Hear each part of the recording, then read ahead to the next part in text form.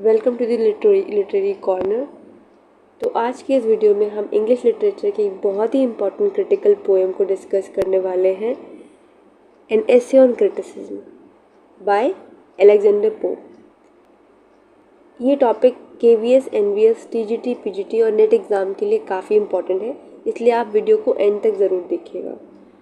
Alexander pope की ये poem जो है वो पब्लिश कब हुई है? 1711। इस पॉइंट को आप बहुत अच्छे से याद कर लीजिए, सभी एग्ज़ाम्स के लिए सबसे इम्पॉर्टेंट है, स्पेशली UGC नेट, क्योंकि उसमें क्रोनोलॉजी वाले क्वेश्चन ज़्यादातर आते हैं, तो इसके लिए आप इसको याद कर लीजिए। इसमें आप सिस्टमैटिक गाइड, ये जो पोएम है it's a systematic guide to literary criticism, ठीक है, from the Augustan age which is exploring the principle of sound judgment in poetry and the moral responsibility of critics।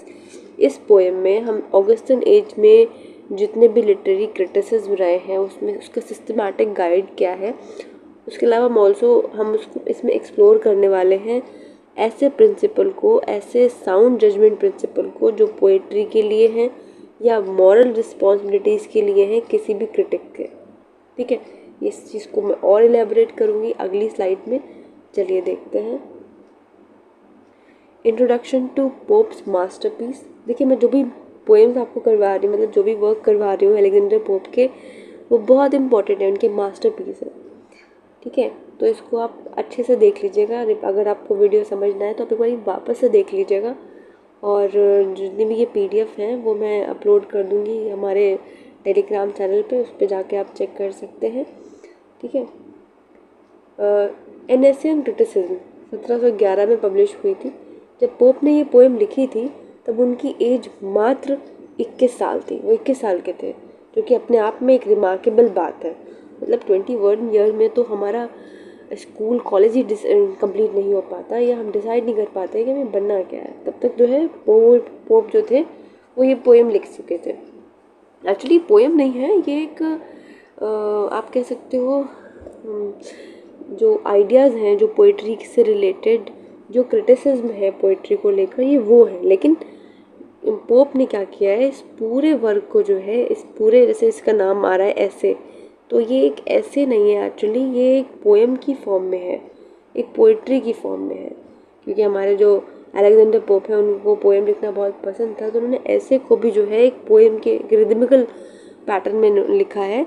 तो इसमें जो है आपको कॉन्सेप्ट ऐसे का है, लेकिन जो कंप्लीट ऐसे हैं वो पोइट्री में लिखे गए हैं, तो वो देखने को मिलेगा आपको, ठीक है। ये पोएम अगेन हीरोइक कपलेट में लिखी गई है, और ये ऑगस्टन एज या न्यो क्लासिकल पीरियड को रिप्रेजेंट करती है। वापस बता दूं मैं आपको कि जो हमारी न्यो क्लासिकल एज है, न्यो क्लासिकल, ठीक है, वो एज हमारी है कब से कब तक? 1660 से 1798 तक की। लेकिन जो ये न्यो क्लासिकल है इसकी कुछ सब एजेस भी हैं, ठीक है। उस सब एजेस में सबसे पहली आती है आपकी रेस्टोरेशन एज, सेकंड आती है ऑगस्टन एज, एंड थर्ड आपकी आती है एज ऑफ सेंसिबिलिटी। मैं सिर्फ सेंसिबिलिटी लिख देती हूँ बिकॉज मुझे लगता है स्पेस नहीं है ज़्यादा, ठीक है। तो ये 3 एजेस आती हैं, तो हम बात कर रहे हैं किसकी? ऑगस्टन एज की, ठीक है ना। ये पोएम जो है आपकी इस पीरियड में, इस पीरियड की क्वालिटीज़ को दिखाती है, जो कि मैंने आपको प्रीवियस वीडियो में बताया है, that is order, balance, reason और डिसिप्लिन को शो करती है। पोप के जितने भी वर्क है उसमें आपको ये चीज़ कूट के देखने को मिलेगी उसमें आपको, क्योंकि पोप जो थे वो इस चीज़ के परफेक्शनिस्ट थे। और ये जो पोएम है ये भी एक डिडैक्टिक पोएम है। डिडैक्टिक पोएम मैंने आपको पिछली वीडियो में भी बताया था। डिडैक्टिक का मतलब होता है जिस पोएम में उपदेश दिए जा रहे हो मोरालिटी से रिलेटेड, तो इसमें आपको ये डिडैक्टिक जो है कॉन्सेप्ट देखने को मिलेगा। मतलब इसका पर्पस सिर्फ पोइट्री लिखना नहीं है, बल्कि रीडर्स को कुछ सिखाना भी है, स्पेशली कैसे सही क्रिटिसिज्म किया जाए। ये चीज़ मैंने आपको बताया था कि जो इस टाइम के जितने भी ऑथर्स थे, जो भी राइटर्स थे, वो कुछ भी लिख रहे थे, तो उनके लिए ये क्रिटिसिज्म था, ठीक है। क्या लिखना है, क्या चीज़ इम्पॉर्टेंट है, ठीक है, क्रिटिसिज्म कैसे किया जाए, उस चीज़ के बारे में इस पूरे वर्क में आपको देखने को मिलेगा। तो मेन आइडिया चलिए देख लेते हैं। ये वर्क पब्लिश कब हुआ है? 1711 में। This was written during the Augustan new classical age, a period that valued order, reason and classical ideas. और ये जो वर्क है वो हीरोइक कपलेट की फॉर्म में लिखा गया है। हीरोइक कपलेट जो है it is a form of iambic pentameter, जिसमें सिलेबल्स होते हैं स्ट्रेस और अनस्ट्रेस, ठीक है, जो कि एक मास्टरी रिदमिक प्रिसिशन दिखाता है पोप का। रिमार्केबल अचीवमेंट है ये, क्योंकि पोप ने 21 ईयर्स में ही ये वर्क लिख लिया था, जो कि पहला वर्क माना जाता है, और जिसकी वजह से पोप जो है वो काफ़ी फेमस हो गए थे और फाइनेंशियली भी वो डेवलप हो गए थे, ठीक है। और अगेन मैंने आपको बताया था ये एक डिडैक्टिक पोएम है। डिडैक्टिक का मतलब भी मैंने आपको अभी समझा दिया।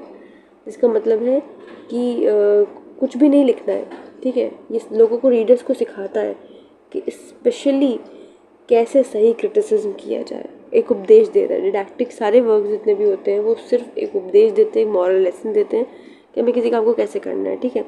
तो इसमें जो है बहुत सारे साउंड लिटरेरी क्रिटिसिज्म रूल्स बताए गए हैं, which is reflecting the Augustan ideals of order, balance, reason and harmony. Pope ने synthesis classical theory with contemporary practice को इसमें दिखाया है। He is creating the comprehensive framework for evaluating poetry and literature. उन्होंने framework, एक idea बताया है कि भाई पोइट्री और लिटरेचर को आप इवैल्यूएट कैसे करोगे, कैसे आप उसे लिखोगे। तो ये सब इसमें जो है उन्होंने दिखाया है। चलिए आगे बढ़ते हैं। Intellectual foundation. पोएम का मेन आइडिया क्या है, इस पोएम का सेंट्रल आइडिया क्या है? वो ये है, फॉलो नेचर।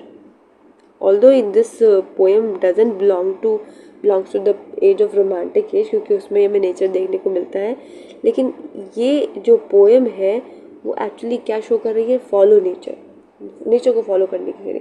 अब यहाँ नेचर का क्या मतलब है? जंगल या एनवायरनमेंट है क्या?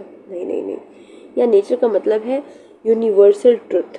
नेचर का मतलब है universal truth, human nature, balance और हार्मनी, क्लासिकल स्टैंडर्ड्स। ये यहाँ पे इसका मतलब ये है, ठीक है।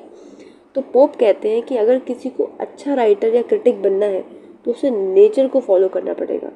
उनकी एक फेमस लाइन है, true wit is nature to advantage dressed.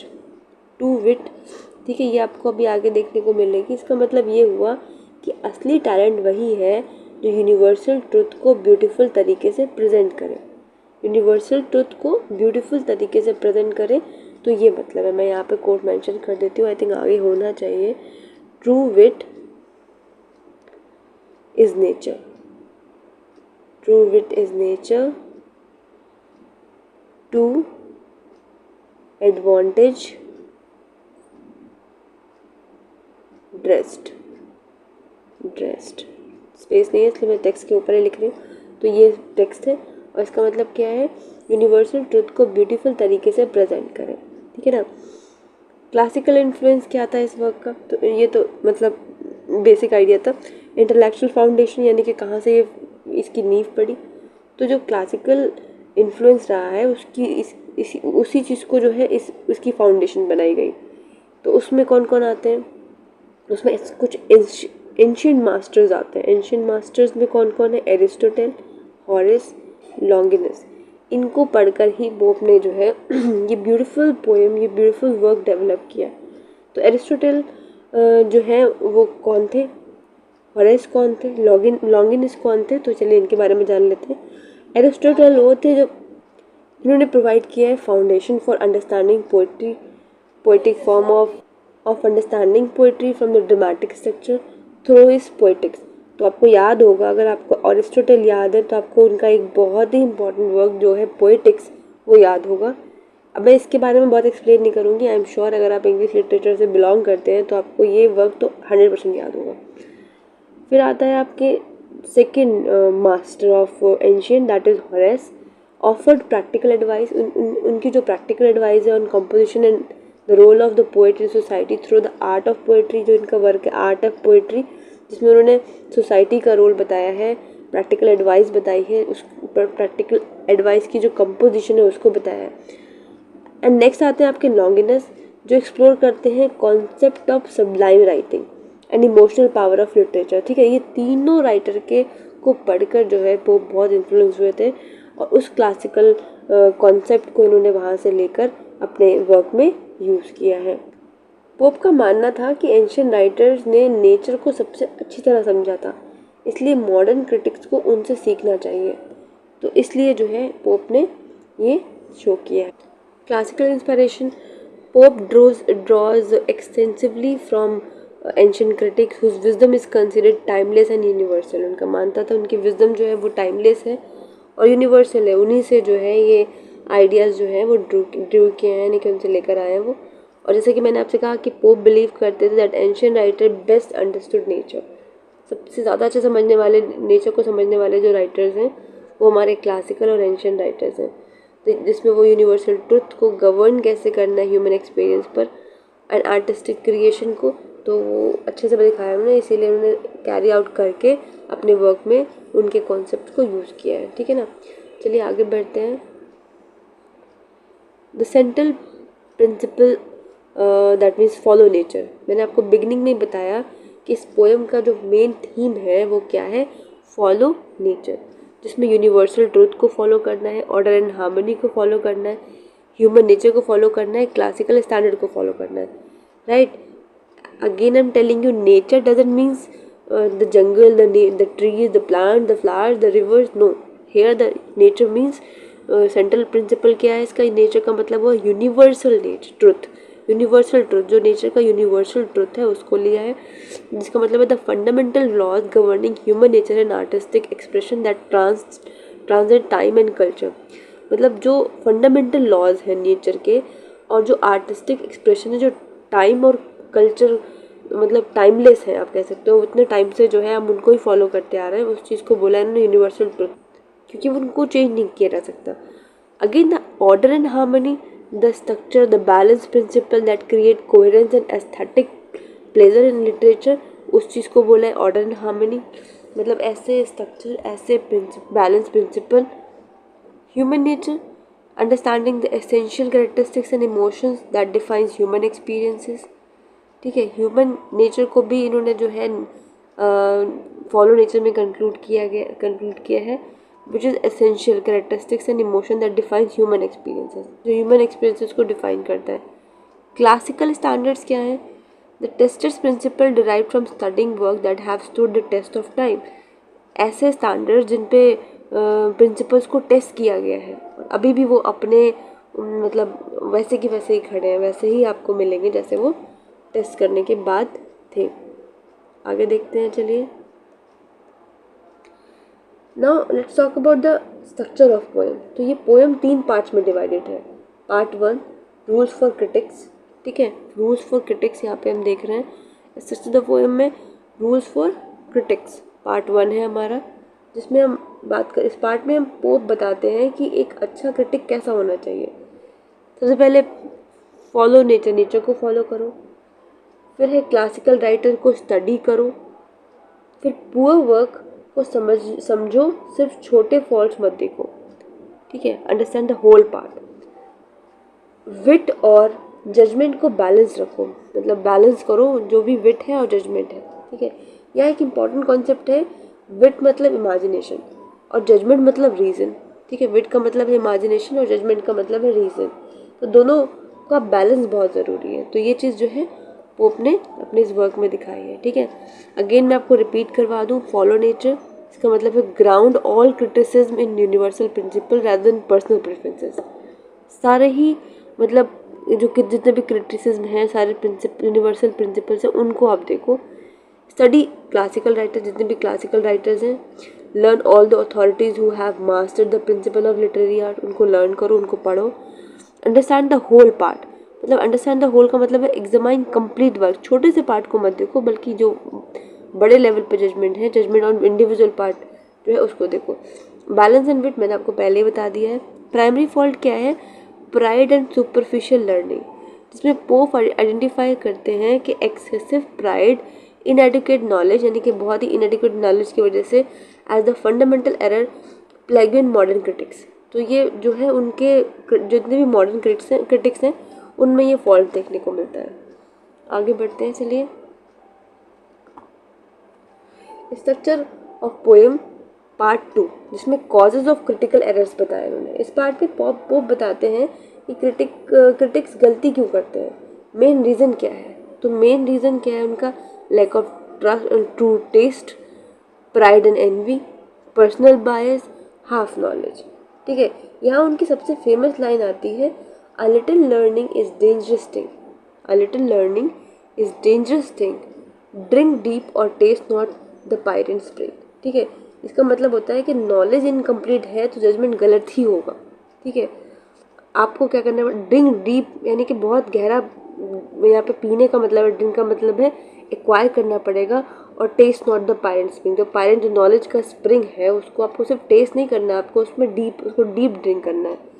This celebrated line warns against the dangers of partial knowledge incomplete. थोड़ा जैसे लर्निंग यहाँ पे लिखा है, कहीं कहीं पे आपको देखने को मिलेगा a little knowledge is dangerous, तो नॉलेज लर्निंग से ही मतलब कनेक्टेड किया गया है।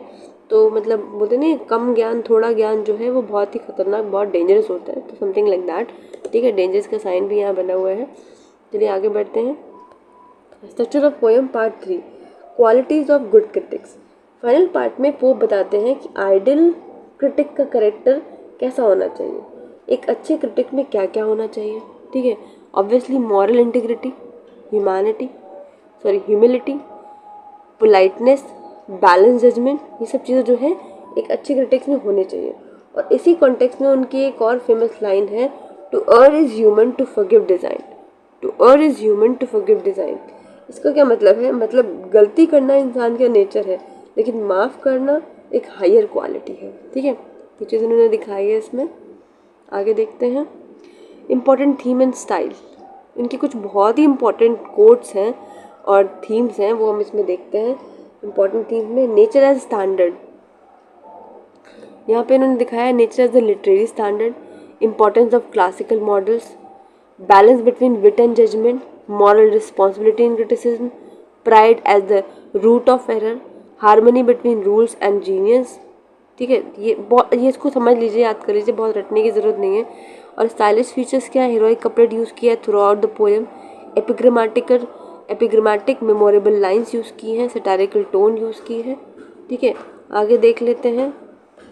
अब देखिए, क्रिटिक्स ने इस वर्क को भी क्रिटिसाइज़ किया है, तो इसमें बहुत सारे लगी इस पूरी पोएम में। और लिमिटेशन क्या है? थोड़ा ज़्यादा रूल बेस्ड है और इमेजिनेशन को लिमिटेड इंपॉर्टेंस दी है। तो ये जो है आप पढ़ लीजिए, ये कुछ यहाँ पे कॉन्सेप्ट्स हैं।